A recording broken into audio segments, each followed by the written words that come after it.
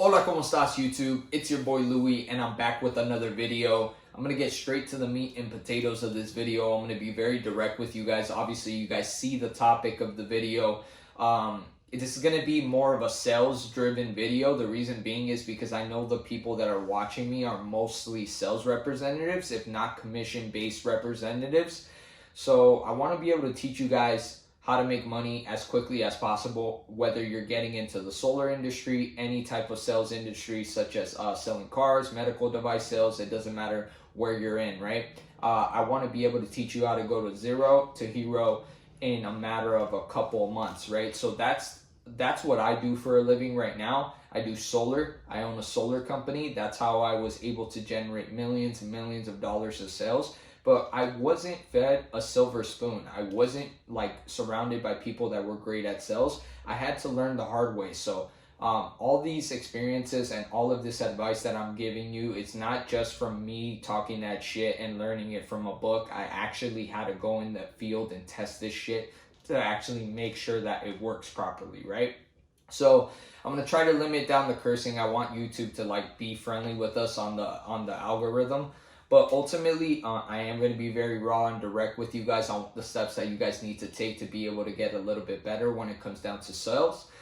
Because I want you guys to produce money. I want you guys to progress further, and I want you guys to become that best version of your guys' self. And in order to do that, you guys need to be able to afford the essential things that you guys need in life to be able to help your guys' families get a little bit of a better lifestyle than you guys currently have right now, right?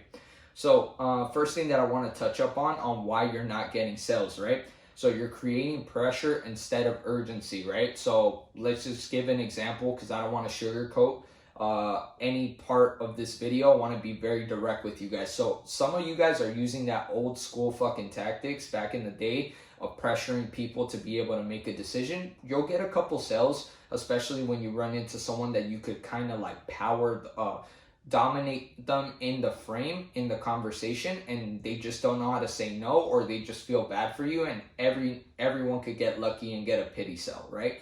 But are you really going to be able to replicate that result, get multiple six figures, or even get six figures if that's your goal in the industry? Not really, because it's not going to be something that's replicable, because you think that most of sales representatives don't even know that they're doing this wrong. The reason being is because they were taught this way since they got inside their inside their company. They just feel like they have to call the customer 10 times, 15 times until they answer. They either buy or they die, right? Like type of stuff. Like if we're watching too much Jordan Belfort and they think that it's just like, I gotta be on the person. I gotta do this. No, in reality, what you need to do is create urgency versus pressure. So I'm gonna give you an actual case scenario. So if a customer tells you you need to think about it, what is pressure? Pressure is going to be, why aren't you doing this today? It's the best price. You're not going to find a better price in the market, blah, blah, blah, blah, blah. Or, hey, if you don't do this today, the offer's off the table. It's only going to last a limited time. Like, it's only lasting by the end of the day. If you don't pull a trigger, the deal's off the table. So that's pressure, right? It feels very, very icky. When you're actually doing it, most people that are a little bit more experience in sales, they don't even want to do it. They've just been trained by their representatives and their sales trainers to be able to do that process, and they already know they're not going to make the sale because no one wants to be sold and no one wants to be that person. So the customer is going to feel very icky about the situation and leave the situation, right? It doesn't matter if you had the best price on the block. I've had the highest price in the block and I won the deal. And they know they could get it $20 cheaper for the exact same product, but at the end of the day, they like me. You have to understand that sales is 60%. 60% of it is likability. 30% is what you're talking. 10% is going to be your product. So in reality, your product doesn't mean a lot when it comes down to the situation of you being liked. Let me give you an example. So if I have a son and he's selling a certain product, it doesn't matter if it's $40 more expensive. Since he is my son, I am going to be more prone to be able to buy from him because I love him, I like him, right? Versus a person that just randomly comes to my door and is giving me the product almost for free. Same exact product, same exact service, same exact everything, but guess what? He's not my son, right? So I'm going to buy from that person. So ultimately, that's how the human mind works, right? So what would be an example of you creating urgency? So when someone tells you, I need to think about it, well, you say, hey, I understand that you want to think about it. Let's actually take a couple seconds. Let's zoom out and let's fast forward 30 years. What happens if we don't make a decision today and God forbid we're in a position that is worse than we're in right now? What would you do to go back to this very moment? What would you even pay to get back to this very moment and decide to fix this today? That's creating urgency. Because now what I'm doing is that I'm agreeing, I'm asking him a question. What happens if you don't make a decision today and you're in a worse off situation than you're in right now? Now you have him thinking the other side of the coin and your side of the argument, or your side or your perspective. And now you got him from thinking, fuck, like, do I like the situation that I'm in right now? And if the answer to that question is no, well then guess what? Get back to, like, you need to fix this today, right? So they come to the conclusion. A great salesman makes them come to the conclusion that they need to do this. They're going to be closing you if you're doing it right. They're going to be recommending you if you do your job right, okay? So number 2 is going to be the language patterns that you are using and utilizing throughout the conversation. So there's so many people that don't even understand that their language is so fucking huge. 30% of the sale is what you say, right? So it's not even what you say, it's what you don't say. What you don't, what you avoid saying, right? So things as sale, those are bad fucking words. The reason why is because at the end of the day, no one wants to be sold shit. No one wants to be the guy that got, okay? So that's why people have certain sales patterns in their head. So let me give you an example. When you go inside a house or inside a store, a retail store, what's the first thing that they tell you? Hey, how are you? They might as well just be telling you, hey, I want to sell you something, right? So in reality, because they already know, they're like, I'm just looking. They already have their rehearsed responses because we already developed them from years and years of going into retail stores. Even little kids will be programmed to say, I'm just looking, I'm just this, I'm just that. So what you need to do is disrupt those sales patterns and avoid that language that they typically are used to using. So what happens if I enter a retail store, but the guy comes into me and he says, oh my God, dude, that is exactly for you. Let's just say I walk into a showroom and he doesn't know what I'm looking for, but he's going to try to figure out what I'm looking for. If I'm smart, I'm going to try to figure out what he's looking for. What am I going to go do? I'm not going to go present myself. Hey, my name is Luis. Mine's in. No, I'm just going to say, hey, you know what? You seem like the type of person that would love, I have the exact vehicle. Look it for you. I would point him to the shittiest car on the lot and I would tell him, that's your car. And then he's going to look at me like sideways. He's going to be like, that's not what I'm looking for. Like, I'm looking for this. Or if he says, that's not what I'm looking for, I'll be like, oh, really? What are you looking for? Oh, I'm looking for a sedan. Oh, you're talking about that new Cadillac sedan that came out with ventilated seats and heated fucking pads and everything, whatever it has.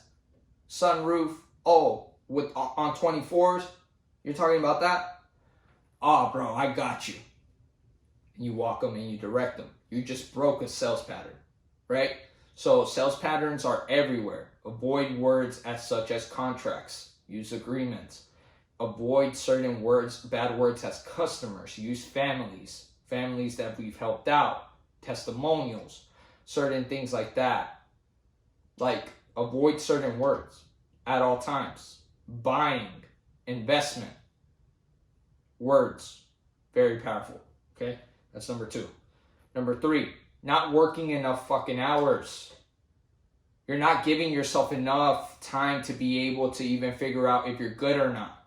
Most people, the thing that differentiates from good and great is once you figure out that you have the right script, Most people, after 2-3 hours of being knocking or being on the sales floor or being on the phone, they quit. They say it doesn't work. No, it's not. Before you're good, you have to be frequent, like Grant Cardone says. Okay, so before you're good, you have to be frequent.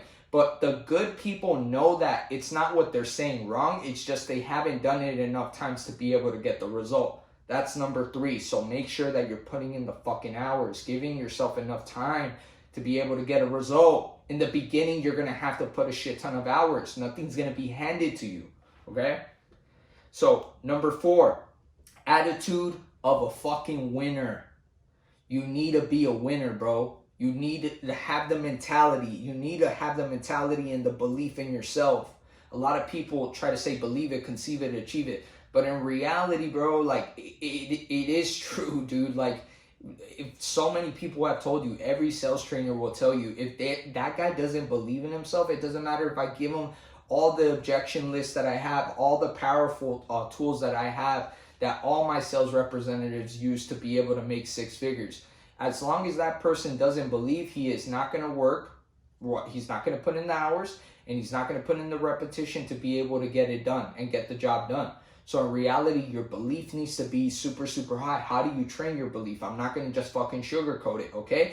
How do you train your belief? You build confidence and you build belief by being able to keep your promises to yourself. So stack small wins. That's going to be a bonus tip that I'm going to talk to you guys in the back end, right? Like in the end of the video. But ultimately, you guys need to be able to make a winning environment. So if you guys aren't working out in the beginning of the day, fucking work out. Stack a small win. Take out the trash in the morning. Take out your fucking dog. Do whatever you're said that you're going to do. So stack those small wins, okay? Make sure that your attitude is super, super high. Make sure your fucking diet is right. If you are going to have a little bit of a cheat meal, but dude, you better push through, bro. You better have high energy. People, you got to understand, money making is a high frequency. It's a high energy. Whoever has high energy, money making is just energy, bro. Energy transference. If you could transfer really great energy, guess what? People are going to like you. People are going to want to be around you. We all know that friend that may not have a lot of money, but everyone wants him in the party. Guess what, bro? Because he's the life of the party, right? You've heard the term life of the party. Everyone wants to be around a winner, whether they're broke or they're rich. They want to be around a person that's winning and a person that has a positive attitude. So change that fucking attitude, okay? Stack small wins is going to be the next one, right? This is the last one that I'm going to be telling you guys, and then I'll give you guys a little bit of a bonus tip too. So stack small wins, be able to be very anal about your guys's actual routine. So make sure you guys are working out anything that's in your guys's control, and be able to stack those small wins for you could be able to make momentum towards your guys's career wherever you guys decide to go to. Okay. Number 6 or 7, whatever we're on. So this is just going to be a bonus tip. Find the best people that are already remotely close to you. You don't have to pay anyone to mentor you yet, because you don't even have the fucking money to afford them. So what you need to do is you need to find the best person inside your guys' company and then just smoke that motherfucker. Replicate everything that he's saying. Literally eat the same thing that motherfucker is eating. It doesn't matter what he's doing. Literally follow him everywhere except in the shitter, obviously. But follow him everywhere, bro. Make sure, ask questions, be curious, be first. Be first and be the last one to leave, man. If you have that mentality, you are going to be successful, okay? So I wanted to be able to make this video very short and sweet and very direct to the point. I hope this found you guys. I hope this message found you guys well, and I hope you guys are able to take a lot of knowledge and a lot of tips that you guys could be able to use your guys in your guys' sales career, because this is how I was able to generate multiple 6 figures in commissions and multi-millions in sales in the solar industry, right? And in reality, it didn't matter what industry I embarked on, because all these principles applied to every single fucking industry, okay, guys? I really do appreciate you guys tuning into the video. Drop down a comment down below if you're a sales representative, what your routines are, what you do to be able to get yourself fired up for the day. I really do appreciate you guys tuning in, and I'll catch you guys in the next one. Later, guys. Peace.